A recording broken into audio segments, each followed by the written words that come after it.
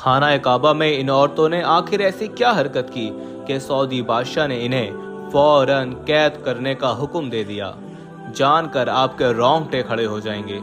अस्सलामु अलैकुम दोस्तों, खाना काबा जैसी मुकद्दस तरीन जगह पर 5 औरतों ने ऐसी शर्मनाक हरकत की कि वहां मौजूद तमाम ज़ाहिरीन आग बबूला हो गए। अगर उन्हें इस पाकीज़ा जगह की हुर्मत का ख्याल ना होता तो शायद वो इन औरतों को ऐसी गुस्ताखी करने पर वहीं मार मार कर इबरत का निशान बना देते। इन औरतों के लिए वहां मौजूद हर शख्स के दिल में नफरत के जज्बात थे। उनकी ऐसी शर्मनाक हरकत देखकर लोग इश्तियाल में आ चुके थे। दोस्तों, इससे पहले कि हम आपको इस वाक़ये से आगाह करें, आज की वीडियो आगे बढ़ाने से पहले अगर आप हमारे चैनल पर नए हैं तो पहले चैनल को सब्सक्राइब कीजिए और बेल आइकन को क्लिक कीजिए ताकि नई आने वाली वीडियोस आप तक पहुंचाई जा सके। दोस्तों, ये वाकया पेश आया मक्का मुकर्रमा में। तो चलिए इस वीडियो का आगाज करते हैं। मक्का मुकर्रमा में 5 औरतें रहा करती थीं जो बहुत नेक और दीनदार थीं। लोग इनके पास हर तरह के मसाइल लेकर आते और वो कुरान और हदीस की रोशनी में उनका इलाज फी समीलिल्लाह किया करती थीं। जब भी इन्हें कोई मुआवजा देने लगता तो आगे से रोने लगती और कहती कि दुआ करो, खुदा बंदे आलम हमें अपने घर की जियारत बख्शे, हमारी रूह तड़प रही है, बस मरने से पहले एक बार गिलाफे काबा को अपनी आंखों से लगाकर चूमना चाहते हैं। हैरत की बात तो ये थी, वो 5 मक्का मुकर्रमा में रहने के बावजूद आज तक उम्रे या हज में से किसी एक भी फरीजे को अंजाम नहीं दे पाई थीं। इस आदत से अब तक महरूम थीं। लोग उनके पास आते और अपनी नेक हाजात को रूहानी इल्म के जरिए पूरा करवाते थे। वो 5 बहनें थीं जिन्होंने अपने वालिद से इस अमल को करने की इजाजतनामा लिया था। एक रोज फजर के बाद उनके दरवाजे पर दस्तक हुई। जब दरवाजा खोला गया तो बाहर एक नौजवान लड़की बुरखे में खड़ी थी। उसने अंदर आने की इजाजत तलब की। उसके लब मुसलसल हिल रहे थे, गोया जैसे किसी नाम का विर्द कर रही हो। बहुत देर तक जब वो कुछ ना बोली तो इनमें से एक खातून ने उस लड़की को मुखातिब करते हुए बोला कि आखिर वो यहाँ किस मकसद के लिए आई है। उस लड़की ने अपने चेहरे पर से नकाब हटाया और कहा, मुझे अपने शौहर पर एक अमल करवाना है। वो मेरे होते हुए एक गैर महरम में दिलचस्पी लेता है। कुछ ऐसा अमल करें कि वो लड़की मर जाए और मेरे शौहर को शक भी ना हो।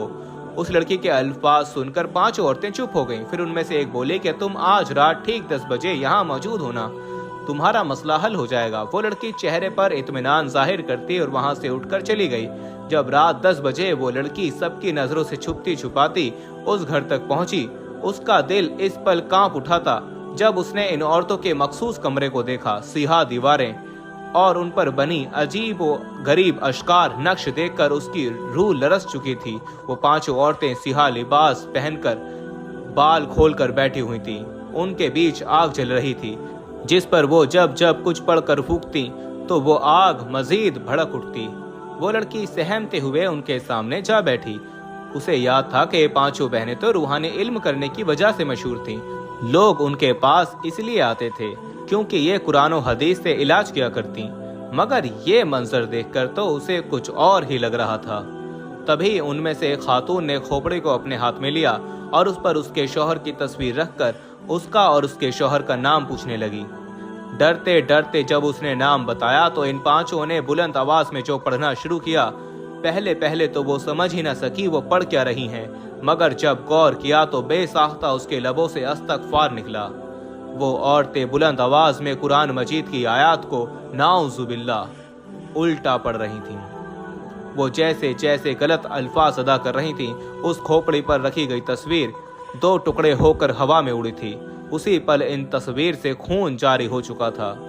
दोस्तों, ये मंजर देखकर तो उस लड़की को अपने हवास पर काबू न रहा और वो खौफ के मारे दीवानों की तरह चिल्लाने लगी। उसके चीखने चिल्लाने से उनका एक काला सफली इल्म टूट चुका था। वहां मौजूद शयातीन ने इस लड़की के दिमाग पर बसेरा कर लिया और वो खौफ के मारे जिन्नात की एक झलक देखकर बाहर भागने लगी। 5 औरतें बगैर रुके उल्टी आयात पढ़ती जा रही थीं। उनकी आंखों में खून सा उतर चुका था। सिफली इल्म के जरिए वो इस अमल का मुआवजा जिन्नात के जरिए उसके घर में चोरी करवा चुकी थीं। दोस्तों, کہا جاتا ہے کہ اس رات کے بعد وہ لڑکی دوبارہ کسی کو نظر نہ آئی، وہ پاگل ہو چکی تھی۔